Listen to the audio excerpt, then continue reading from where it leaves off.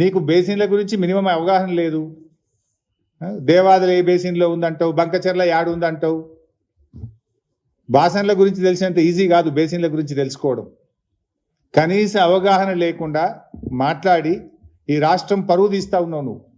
ఇవాళ ఏదో సామెత ఉంటే చూడు, భయం లేని కోడట బజార్లో గుడ్డు పెట్టిందట.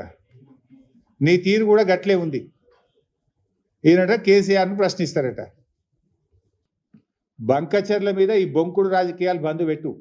రేవంత్ రెడ్డి గారు, నాడు బాబు కోసం బ్యాగులు మోసి బ్యాగ్ మ్యాన్గా పేరు తెచ్చుకున్నావు.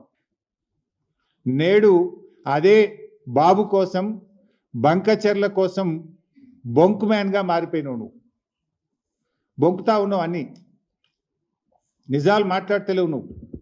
నువ్వే చెప్పినావు. అయినా ఏం చెప్పినావు నువ్వు?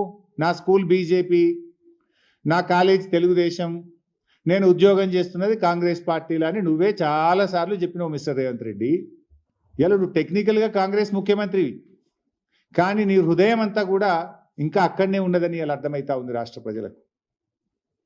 ఎందుకంటే నీ స్కూలింగు కాలేజీ జ్ఞాపకాలు నేను విడిచిపెడతలేవు. ఇంకా నీ మనసంతా అక్కడనే కొట్టుకుంటున్నది.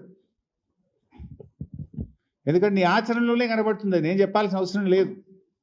పోయినసారి కృష్ణా జలాల్లో 65 టీఎంసీలు ఆంధ్రాకు ఎక్కువ ఇచ్చినటువంటి తీరు కానీ, ఇలా గోదావరి బనకచెర్లకు నువ్వు తలుపులు తెలిసిన తీరు కానీ ఏమర్థమవుతుంది? నీ స్కూల్ ఏజ్లో కాలేజ్ ఏజ్లో ఉన్న ఆ చంద్రబాబు నాయుడు గారితోనో తెలుగుదేశం పార్టీతో ఉన్న నీ అనుబంధాలు ఇంకా నువ్వు మర్చిపోలేకపోతున్నావు.